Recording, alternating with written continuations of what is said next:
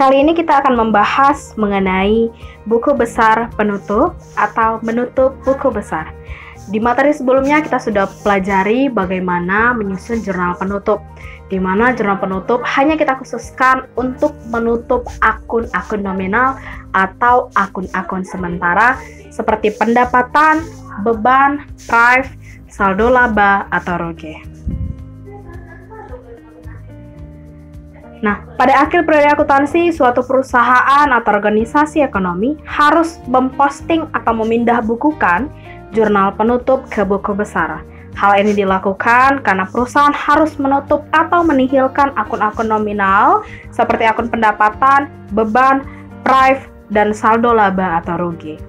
Dengan adanya proses posting ini, jurnal penutup ke buku besar, maka semua buku besar, akun atau rekening nominal akan bersaldo nol, ya. Itu maksudnya tadi menutup atau menihilkan.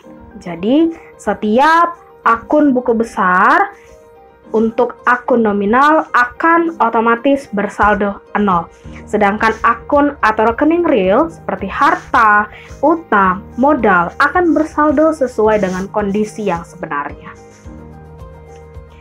Untuk tujuan menutup buku besar, yang pertama yaitu menghitung laba rugi untuk periode yang bersangkutan, yang mana kita tahu buku besar penutupan akan ada di tahap pelaporan, di mana tahap pelaporan merupakan tahapan terakhir untuk menghasilkan sebuah laporan keuangan suatu perusahaan.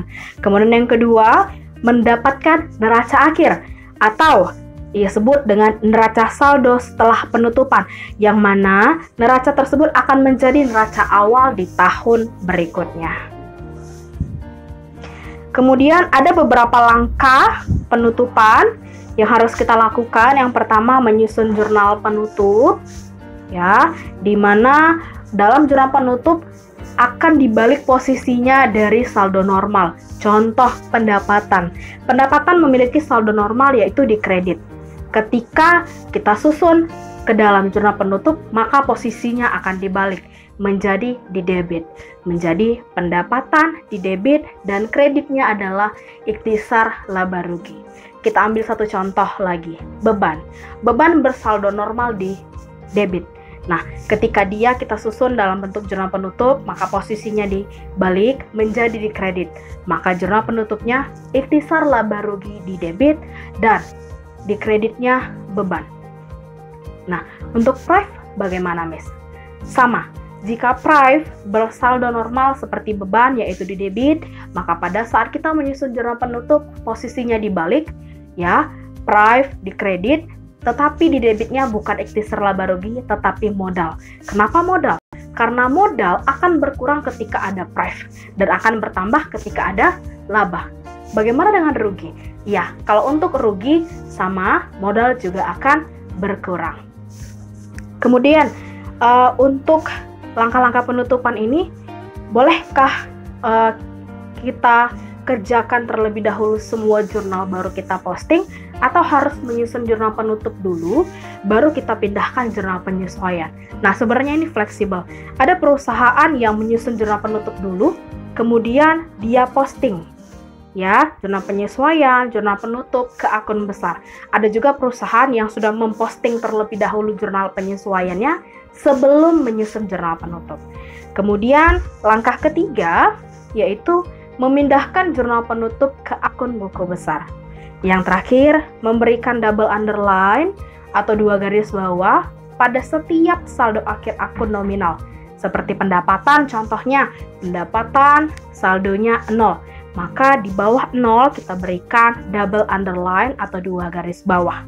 Nah, garis bawah ini berarti akun tersebut telah ditutup dan tidak berlaku lagi untuk tahun atau periode berikutnya, di mana akun nominal adalah akun yang sifatnya sementara, yang hanya berlaku di tahun atau di periode yang bersangkutan. Sementara untuk periode selanjutnya, dia tidak berhubungan dengan periode yang selanjutnya. Nah, untuk buku besar akun-akun nominal yang telah bersaldo 0, pasti tidak akan diikhtisarkan atau dipindahkan dalam neraca saldo setelah penutupan. ya, karena sudah bersaldo 0. Sedangkan buku besar akun real seperti harta, utang, dan modal akan diikhtisarkan atau dipindahkan ke neraca saldo setelah penutupan sesuai dengan kondisi yang sudah terjadi. Kemudian di sini saya memberikan contoh, ya, ada jurnal umum tentang sewa dibayar di muka. Nah, sekalian nih, Miss mau refresh kalian, apa sih bedanya sewa dibayar di muka dengan beban sewa? Ada yang masih ingat? Oke, sewa dibayar di muka adalah sewa yang dibayarkan tetapi belum kita nikmati fasilitasnya. Ya, biasanya sewa dibayar di muka ini dibayarkan untuk periode selanjutnya. Ya, misalnya kita bayar bulan Juli, tetapi kita bayar bulan Juli untuk beban yang akan jadi beban di bulan berikutnya, bahkan di tahun berikutnya. Berbeda dengan beban sewa atau beban, ya.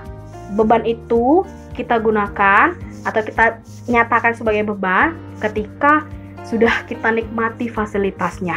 Ya, contoh beban sewa, misalnya kita bayar sewa untuk bulan Juli, kita bayarnya juga untuk bulan Juli, maka dia sudah menjadi beban. Tetapi kalau kita membayar sewa tetapi untuk bulan Agustus, yang mana bulan Agustus belum terjadi, maka namanya sewa dibayar di muka.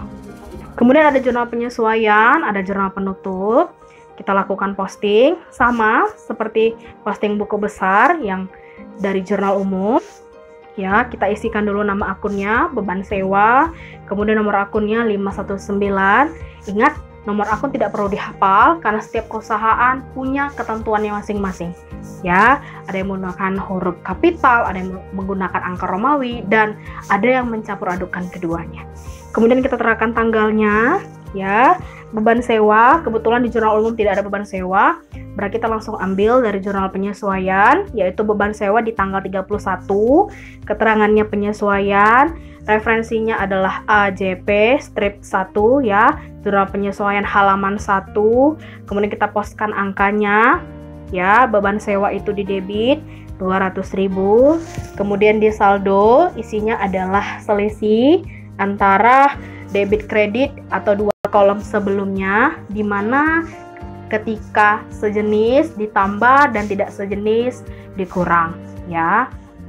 Debit tetap 200, kemudian ke jurnal penutup di tanggal 31 ada beban sewa, kita postkan angkanya 200.000 di kredit, ya. Kemudian debit ketemu kredit adalah dikurang, yang artinya dia 0.